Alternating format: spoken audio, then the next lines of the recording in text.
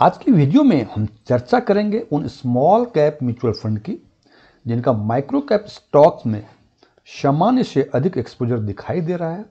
और इस पर आगे चर्चा करने के पहले हम बताना चाहेंगे कि सेबी की कैटेगराइजेशन के हिसाब से स्मॉल कैप म्यूचुअल फंड वो म्यूचुअल फंड कहलाते हैं जिनके एसेट्स का कम से कम 65% एलोकेशन स्मॉल कैप स्टॉक्स में हो।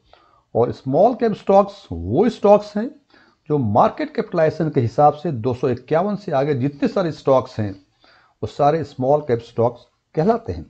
और इस स्मॉल कैप स्टॉक्स को यदि और फाइन ट्यून करें तो हम कह सकते हैं कि 501 से आगे जितने स्टॉक्स हैं स्मॉल कैप के उसको माइक्रो कैप स्टॉक्स भी कहते हैं। और आज हम चर्चा करेंगे उन स्मॉल कैप म्यूचुअल फंड की जिनका एक्सपोजर इस माइक्रो कैप स्टॉक्स में सामान्य से अधिक दिखाई दे रहा है।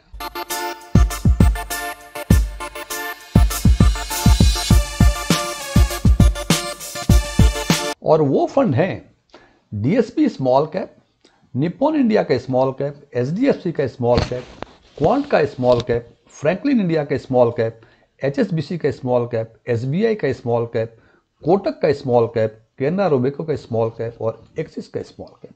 अब सवाल ये है कि आज के दिन में कुल स्मॉल कैप के फंड्स के कुछ 27 फंड हैं। उन 27 फंड में से हमने इन्हीं 10 स्मॉल कैप फंड्स को क्यों सेलेक्ट किया, इस पर चर्चा आगे करेंगे।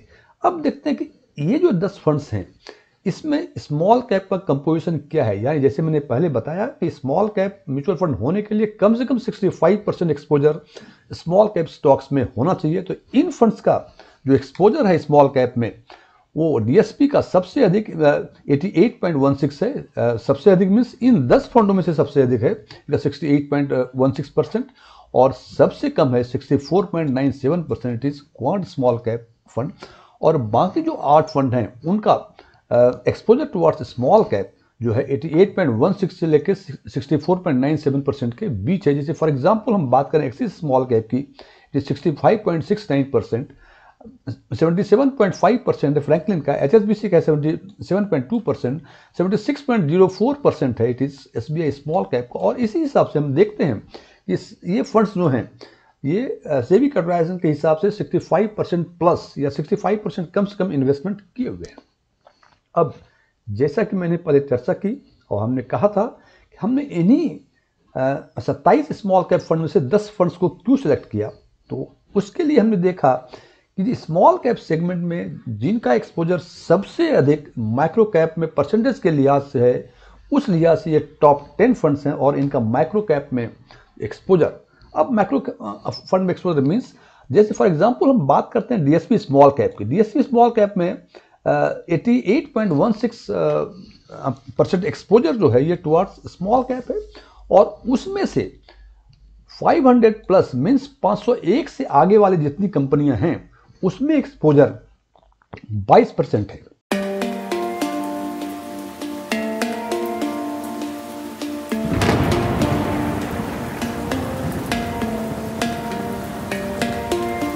यानी इस फंड के 88.16% स्मॉल कैप में से 66.16% वैसे स्टॉक्स हैं जिनका एक्सपोजर 250 प्लस यानी 251 से लेके 500 तक जो स्टॉक्स हैं मार्केट कैपिटलाइजेशन के हिसाब से उसमें है। और 501 से आगे जितने स्टॉक्स हैं उसमें 22% है। इस हिसाब से निप्पॉन इंडिया स्मॉल कैप में माइक्रो कैप में 20%, एचडीएफसी में 18%, क्वांट में भी 18%, फ्रैंकलिन इंडिया में 16%, एचएसबीसी और एसबीआई में 15%, कोटक स्मॉल कैप में 11%, केनरा रोबेको स्मॉल कैप में 9% और एक्सिस स्मॉल कैप में 9%। फ्रेंड्स, एक चीज मैं डिस्क्लेमर करना चाहता हूं कि ये जो टॉप 10 फंड सेलेक्ट हुए हैं माइक्रो कैप में एक्सपोजर के लिहाज से, ये फिजडम ने अपने रिसर्च पेपर में निकाला है, उसके हिसाब से हमने ये डेटा वहां से हमने लिया हुआ है। ये मेरा डिस्क्लेमर है। और अब देखते हैं यदि ऐसा कुछ होता है कि स्मॉल कैप में 88.16% है और माइक्रो कैप में 22% है, 20%, 18% है, तो इसमें कौन सी बड़ी बात है। हम जानते हैं कि स्मॉल कैप फंड में एक्सपोजर, चूंकि स्मॉल कैप म्यूचुअल फंड में लोग इन्वेस्ट इसीलिए करते हैं कि उसमें रिटर्न आने की गुंजाइश अधिक है और अधिक रिटर्न आने के लिए अधिक रिस्क लेना जरूरी होती है। अदरवाइज ये नहीं हो सकता है कि आप रिस्क कम लें और रिटर्न अधिक प्राप्त करें। सो यदि फॉर एग्जांपल हम लेते हैं एचएसबी स्मॉल कैप का 77.22% स्मॉल कैप में है और उसमें से 15% इन्होंने माइक्रो कैप में एक्सपोजर लिया हुआ है, तो ये कोई बड़ी बात नहीं दिखती है। लेकिन इसके साथ यदि हम ये देखते हैं कि लार्ज कैप में इसके साथ क्या इन्वेस्टमेंट है, तो अब इन दोनों को एक साथ देखें। माइक्रो कैप में 22%, लार्ज कैप में डीएसपी में नील, एचएसबीसी में भी नील, जबकि माइक्रो कैप में 15% और सबसे अधिक लार्ज कैप में एक्सपोजर 21.35% है क्वांट का। और हालांकि इसका माइक्रो कैप का भी एक्सपोजर भी 15% है। और दो फंड में डीएसपी स्मॉल कैप और एसबीआई स्मॉल कैप में लार्ज कैप में कोई एक्सपोजर नहीं।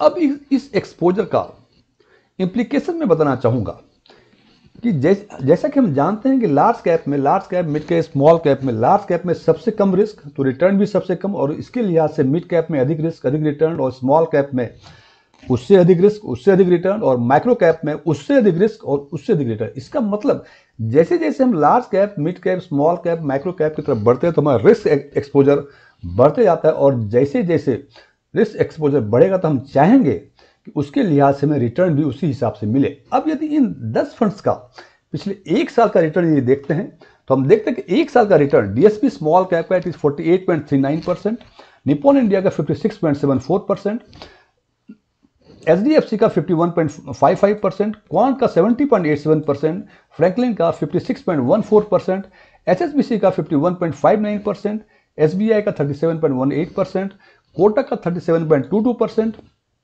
केनरा रोबेको स्मॉल फंड का 41.4% और एक्सिस स्मॉल कैप का 41.71%।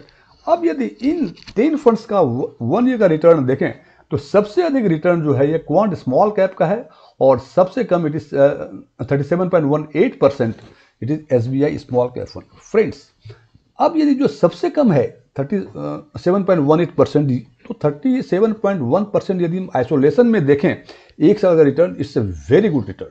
इसका मतलब 2.5 साल के आसपास में आपकी रकम दुगनी हो जाएगी। लेकिन ये रिटर्न अच्छा है या नहीं अच्छा है, इसको अच्छा बुरा हमेशा कंपेयर किया जा सकता है। और पिछले एक साल का यदि हम स्मॉल कैप का कैटेगरी एवरेज और निफ्टी 250 टीआरआई जो इसका बेंचमार्क होता है उसका यदि रिटर्न देखें तो हम देखते हैं कैटेगरी एवरेज 49.8% है, जबकि निफ्टी 250 टीआरआई का 68.8%। और यदि इन दोनों रिटर्न की तुलना इन रिटर्न से करें तो हम देखते हैं केवल एक ही ऐसा फंड है, that is quant small cap fund, जो कि कैटेगरी एवरेज और निफ्टी 250 टीआरआई को और परफॉर्म करता है। अदरवाइज ऑल 9 फंड्स जो है ये कैटेगरी एवरेज को बहुत आउट परफॉर्म कर रहे हैं, लेकिन निफ्टी 250 टीआरआई जो बेंचमार्क है स्मॉल कैप फंड का, इस सबको अंडर परफॉर्म कर रहा है।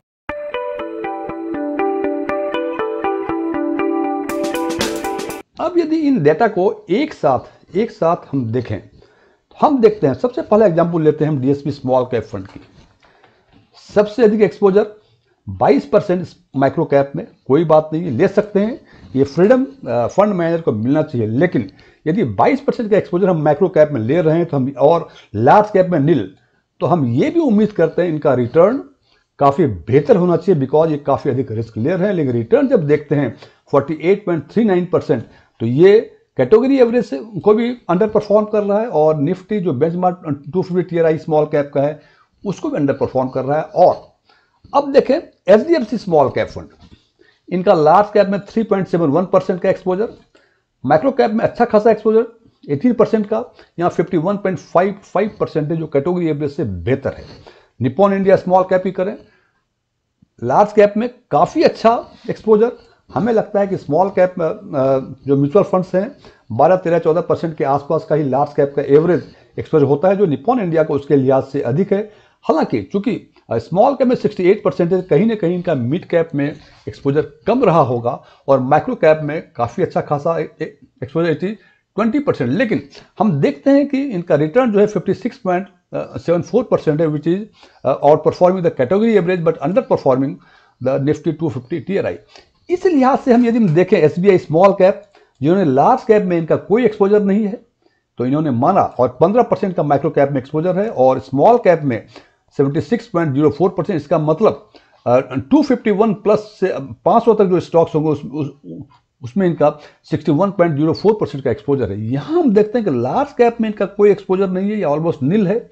इसका मतलब ये काफ़ी एग्रेसिव फंड है। चूंकि ये काफ़ी एग्रेसिव फंड है तो इसको रिटर्न भी काफ़ी बेहतर देना चाहिए, जबकि रिटर्न हम देखते हैं इन 10 फंड में सबसे कम 37.18% है। इसी लिहाज से हम यदि बात करें फ्रैंकलिन इंडिया की, फ्रैंकलिन इंडिया का 16% के आसपास इनका माइक्रो कैप में एक्सपोजर है, 3.2% जो कि बिलो एवरेज है लार्ज कैप के एक्सपोजर के लिहाज से, लेकिन इनका रिटर्न 56.14% है और जो कैटेगरी एवरेज को आउट परफॉर्म कर रहा है, लेकिन स्टिल जो बेंचमार्क है स्मॉल कैप फंड का उसको अंडर परफॉर्म कर रहा है। अब यदि इन सब चीज़ों को एक साथ हम देखें तो हम ये कह सकते हैं कि इन 10 फंड में से सबसे जो अधिक रिस्की फंड दिख रहे हैं वो हैं डीएसपी के स्मॉल कैप फंड, एसबीआई के स्मॉल कैप फंड, एक्सिस के small cap fund. Friends, small cap mutual fund risky है, लेकिन अमॉन्ग द स्मॉल कैप जो 27 फंड्स हैं और उसमें से हमने 10 को शॉर्टलिस्ट किया है, और उस 10 में से यदि हम अधिक रिस्की, अधिक वनरेबल की फंड की बातें करें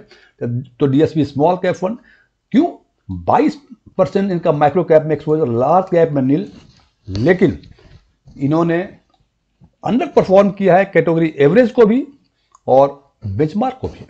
दूसरा फंड है एसबीआई स्मॉल कैप फंड। यहां भी हम देखते हैं 15% micro cap exposure, large cap में नील, 15 कैप अच्छा खासा एक्सपोजर, और स्मॉल कैप इन टोटलिटी बात करें इट इज 76.04%, जो कि एवरेज से थोड़ा सा अधिक है, लेकिन रिटर्न 37.18%, जो कि इन 10 फंड में से सबसे कम है। और यदि कैटेगरी एवरेज से इस रिटर्न की तुलना करें तो ये काफ़ी कम है, इट इज अराउंड 12% के आसपास का रिटर्न, 12-12.5% के आसपास कम है। तीसरा है एक्सिस स्मॉल कैप फंड। यहां भी हम देखते हैं 9% का एक्सपोजर है माइक्रो कैप का। ये भी अच्छा खासा रिटर्न एक्सपोजर है माइक्रो कैप के टुवर्ड्स, और लार्ज कैप में 2.11% लार्ज कैप में एक्सपोजर, जो कि काफ़ी कम है, मतलब कम से कम 7, 8, 9, 10% के आसपास होना चाहिए नॉर्मल कोर्स में, लेकिन इनका भी रिटर्न 41.71% है, जो कि कैटेगरी एवरेज और बेंचमार्क दोनों को अंडर परफॉर्म कर रहा है। अब यदि इस 10 फंड में से हम देखें कि एक क्वांट स्मॉल कैप फंड ऐसा फंड है जिन्होंने 18% एक्सपोजर लिया हुआ है माइक्रो कैप फंड में, अच्छा खासा एक्सपोजर है, लार्ज कैप में भी अच्छा खासा एक्सपोजर है, it is more than average 21.35%, लेकिन इन्होंने रिटर्न भी दिया है 70.87% पिछले एक साल में, जो कैटेगरी एवरेज और निफ्टी बेंचमार्क जो स्मॉल कैप फंड का निफ्टी 250 TRI उसको आउट परफॉर्म किया है। इसका मतलब मैं फिर रिपीट कर दूं,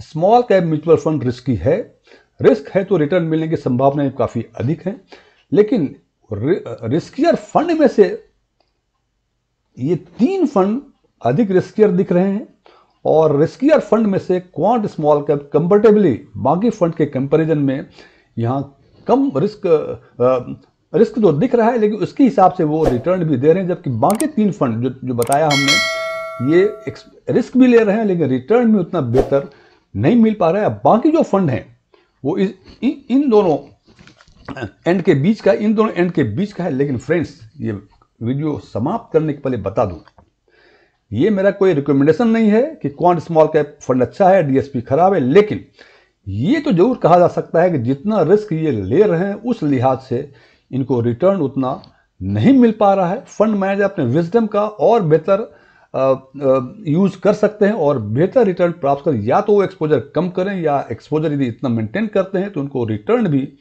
बेहतर चाहिए। हालांकि कौन सा फंड अच्छा, कौन सा रिस्कियर, कौन सा सेफ, ये अंतिम निर्णय हमेशा इन्वेस्टर्स का होता है, जो डिपेंड करता है उसके रिस्क परसेप्शन पे, इसलिए यहां भी अंतिम निर्णय आपका। Thank you.